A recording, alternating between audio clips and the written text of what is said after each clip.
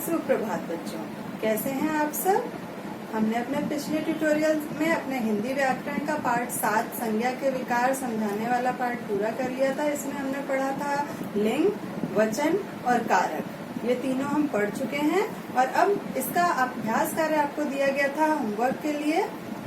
तो देखिए अब आपका कितना सही है, कितना गलत है। गलत है तो उसको ठीक कर लीजिएगा। तो चलिए शुरू करते हैं अपना अभ्यास कार्य। अभ्यास कार्य पहला है, निम्नलिखित कथनों के सामने सही या गलत का चिन्ह लगाइए। लिंग केवल 2 ही होते हैं।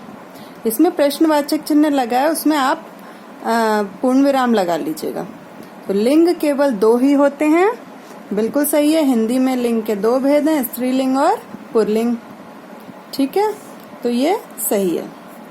लिंग परिवर्तन के लिए उपसर्गों की सहायता ली जाती है, गलत है। प्रत्ययों की सहायता ली जाती है। पुल्लिंग और स्त्रीलिंग शब्दों का वचन बदलने के लिए नियम समान हैं, गलत। सबके नियम अलग अलग हैं। कारकों की सहायता से संज्ञा, सर्वनाम, क्रिया से संबंध स्थापित करते हैं, बिल्कुल सही है ये। कर्ता करण कारक की सहायता से क्रिया करता है, बिल्कुल सही है। अगला है, निम्नलिखित वाक्यों में रंगीन शब्दों के लिंग बताइए। निधि गेहूं और चावल लाई, तो गेहूं और चावल दोनों पुल्लिंग हैं। तुमने भारत और नेपाल का इतिहास पढ़ा है, तो भारत और नेपाल देशों के नाम किसमें होते हैं? पुल्लिंग में। नाटक में कवि ने कवयित्री की प्रशंसा की। इसमें देखिए कवि आपका क्या है? पुल्लिंग। कवयित्री क्या है? स्त्रीलिंग। कमला जी की बेटी ने किस युवक से विवाह किया? बेटी क्या है? स्त्रीलिंग और युवक पुल्लिंग। हिरणी तेज दौड़ती है, तो हिरणी स्त्रीलिंग है, इसका पुल्लिंग क्या होगा? हिरन। तो यहाँ हिरणी है तो वो स्त्रीलिंग। निम्नलिखित वाक्यों में वचन बदलकर दोबारा वाक्यों को लिखिए। अंधेरे कमरों में मोमबत्ती जल रही है, तो अंधेरे कमरे में, कमरों की जगह यहाँ कमरे करेंगे। अंधेरे कमरे में मोमबत्तियां जल रही हैं। ये एक वचन में जहाँ है वहां हम बहुवचन में लिख देंगे। अगला है, लड़का झील में नहा रहा है, तो इसका क्या हो जाएगा? लड़के झील में नहा रहे हैं। फिर सैनिक शत्रु पर हमला कर रहा है, तो क्या हो जाएगा इसमें? सैनिक शत्रुओं पर हमला कर रहे हैं, शत्रुओं पर हो जाएगा यहाँ। ठीक है, सैनिक शत्रुओं पर हमला कर रहे हैं। कक्षा में छात्र नहीं हैं, तो कक्षा में छात्र नहीं है। यहाँ है लिखा है, तो है को हम बदल के एक वचन में है कर लेंगे। धोबी और काम वाली में बहस चल रही है, तो धोबियों और काम वालियों में बहस चल रही है। अगला है, निम्नलिखित रिक्त स्थानों की पूर्ति सही वचनों से कीजिए।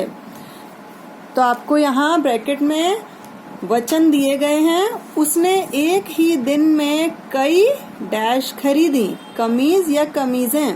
तो कई है मतलब बहुत सारी, तो यहाँ कमीजें आ जाएगा। आकाश में डैश उड़ रही है मतलब एक वचन। चिड़िया या चिड़िया, तो यहाँ क्या हो जाएगा? चिड़िया। आज हमारी डैश है, तो आज हमारी छुट्टी है। उसके डैश में किताबें नहीं थीं, तो उसके बस्ते में किताबें नहीं थीं। मुझे कई तरह की डैश चाहिए।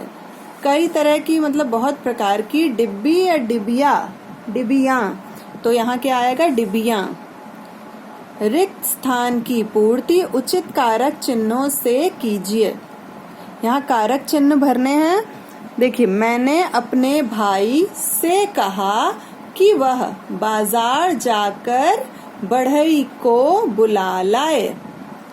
हमारे दरवाजे में कुछ खराबी आ गई थी, वह ठीक से न बंद होता है और न अच्छी तरह से खुलता है। होता यहाँ पे कट कर दीजिएगा। घर की सब चीजें इस वजह से सुरक्षित नहीं हैं। फिर से देख लीजिए, पहले में आएगा से, फिर को, फिर में, से की। अगला देखिए, नीचे लिखे वाक्यों में परसर्ग नहीं लगे हैं। परसर्ग किसे कहते हैं? कारक चिन्ह। इनमें कारक चिन्ह नहीं लगे हैं, उन्हें लगाकर वाक्य फिर से लिखिए। भैया मुझे घड़ी दी, मतलब भैया ने मुझे घड़ी दी। तो यहाँ पे क्या आ जाएगा? ने लग जाएगा यहाँ पे, ठीक है। भैया ने मुझे घड़ी दी। कविता बहन गई, कविता की बहन गई।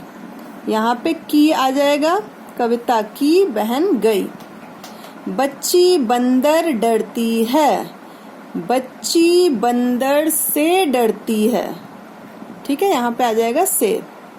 अध्यापिका बच्चों पढ़ाती है, अध्यापिका बच्चों को पढ़ाती है। राम रावण मारा, राम ने रावण को मारा। पहले यहाँ पे आएगा राम ने, फिर यहाँ आएगा रावण को मारा।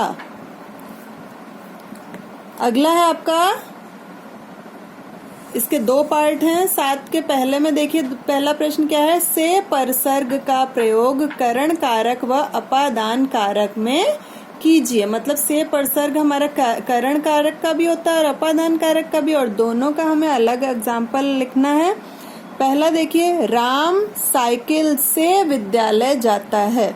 यह आपका है करण कारक, क्योंकि साइकिल साधन के रूप में है उसके। अगला है, कविता छत से गिर गई, मतलब छत से गिर गई मतलब छत से अलग हो गई। तो ये आपका क्या हो गया? अपादान कारक। अगला है, को परसर्ग का प्रयोग कर्म कारक और संप्रदान कारक में कीजिए। अब ऐसे ही को दोनों में आता है, कर्म कारक में भी और संप्रदान कारक में भी, लेकिन अलग अलग प्रकार से प्रयोग होता है। तो उसका उदाहरण देखिए। पहला है, रवि ने अमन को बुलाया। किसको बुलाया? अमन को। तो कार्य का फल किस पर पड़ रहा है? अमन पर। तो ये कर्म कारक हो गया।